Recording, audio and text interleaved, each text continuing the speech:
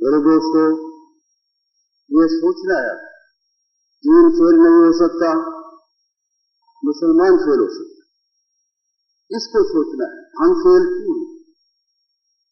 دین فطرت ہے، یہ اللہ تعالیٰ نے اپنی مخلوق اشرف مخلوق انسان کو دنیا کے عذاب سے بچانے کے لیے، آخرت کی کامیابی کے لیے وہ دین عطا کیا ہے، ناکام نہیں ہو سکتا۔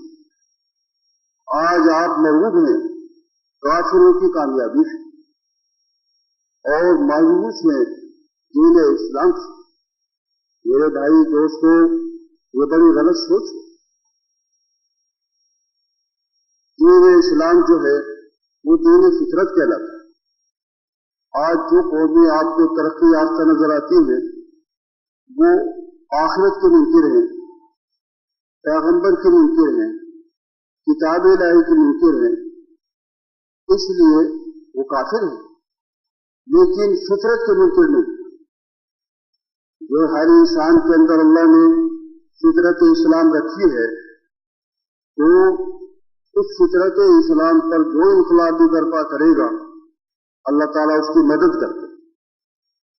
سمجھے، وہ چاہے آخرت کا منکر ہو، وہ چاہے کمیونسٹ ہو، وہ چاہے جہریہ ہو، جب تک وہ یہ سمجھتا ہے کہ ظلم کو مٹانا ہے، عدل قائم کرنا ہے، قانون پر عمل کرانا ہے، سچائی کا ماحول بنانا ہے، تجارت میں دیانت پیدا کرنی ہے، حقوق ادا کرنے ہیں، جب بھی یہ دین فطرت یہی ہے۔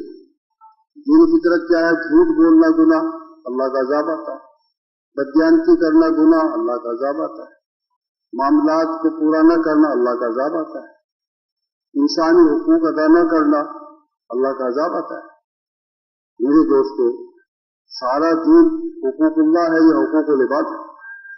حقوق اللہ کے نتیجے میں یعنی نماز، روزہ، حج، زکوٰۃ سے ایک سچی اور مضبوط اور متقی جماعت پیدا ہوتی، اس کی انفرادی تربیت اصلاح ہوتی، اس کے دل میں اللہ کا ڈر اور آخرت کا ایمان اور یقین پیدا ہوتا، اور دنیا کی ناپائیداری کو اس کا ایمان نہیں ہوتا، اس کے دل سے مال کی محبت، جاہ پرستی، ذاتی فائدے ختم کر دیے جاتے، اس کے اندر انسانیت کا ایک جذبہ پیدا ہو جاتا ہے، وہ اللہ کی جماعت بن جاتی ہے، اور وہ جماعت بن جاتی ہے جس میں انفرادیت، خود غرضی، اقربا نوازی، قومیت، اس قسم کے خیالات سے پاک ہو جاتی ہے، فرقہ پرستی اس میں نہیں رہتی، وہ انسانیت کی سوچ رکھتی ہے۔